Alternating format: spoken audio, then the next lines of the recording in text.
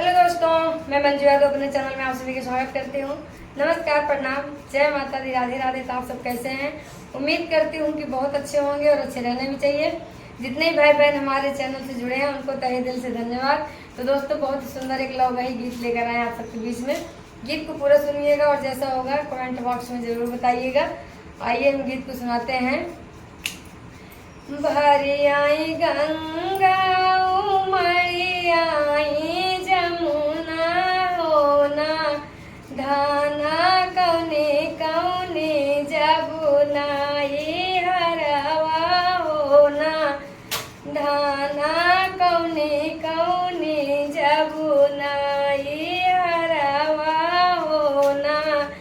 भरी आई गंगा उमड़ी आई जमुना होना, धाना कौने कौने जबुनाई हरवा होना, धाना कौने कौने जबुनाई हरवा होना।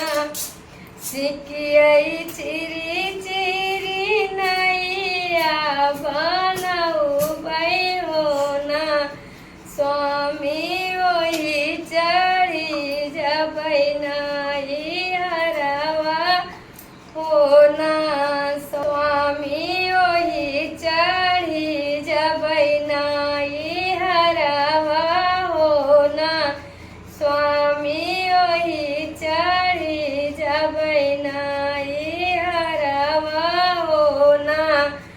टूट जइए सिकिया डूबी जाबू धनिया होना, टूट जइए सिकिया डूबी जाबू धनिया होना, धाना कौने नाते जबै ससुररिया होना, धाना कौने नाते जबै ससुररिया होना।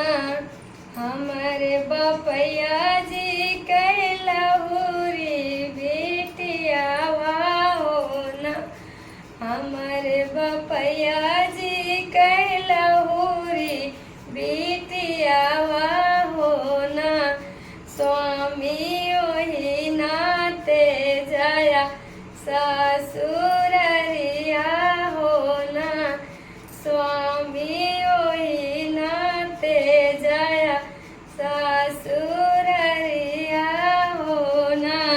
दोस्तों, ये गीत बहुत बड़ा है इसलिए बस इतना ही आपको सुनाते हैं। आगे वाला फिर मैं अगले वीडियो में आप सबको सुनाऊंगा। इतना ही आप लोग कैसा लगा कमेंट में ज़रूर बताइएगा और ऐसे गीतों के साथ फिर मिलते हैं। तब तक के लिए बाय बाय।